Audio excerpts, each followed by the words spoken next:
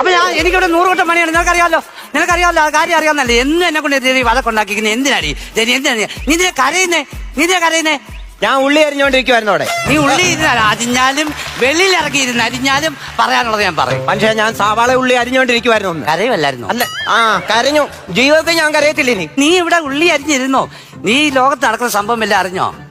കടലിൽ ഒരു കപ്പല് മുങ്ങി. ആ കണ്ടോന്റെ എല്ലാം തീരെ തടിയുവാ.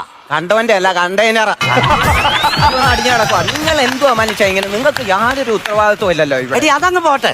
ഈ കപ്പല് ആർക്കെങ്കിലും പൈസ കൊടുക്കാനുണ്ടോ? എന്തിന്? പിന്നെന്തിനാ അത് മുങ്ങിയത്?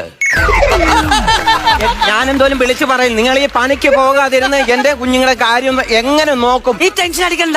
ടെൻഷൻ അടിക്കും ഞാൻ. എടി നിന്നെക്കാട്ടി ടെൻഷൻ അനുഭവിക്കുക ഞാൻ. അറിയാവോ എന്തിനാണോ? എടി 6 വാട്സാപ്പ് ഗ്രൂപ്പിന്റെ അഡ്മിനാ ഞാൻ. അറിയാവോ? എടി 12-1 മണിയാകും ഞാൻ ഇവർക്ക് ഗുഡ് നൈറ്റ് ഇട്ടിട്ട് ഒന്ന് കിടക്കുമ്പോ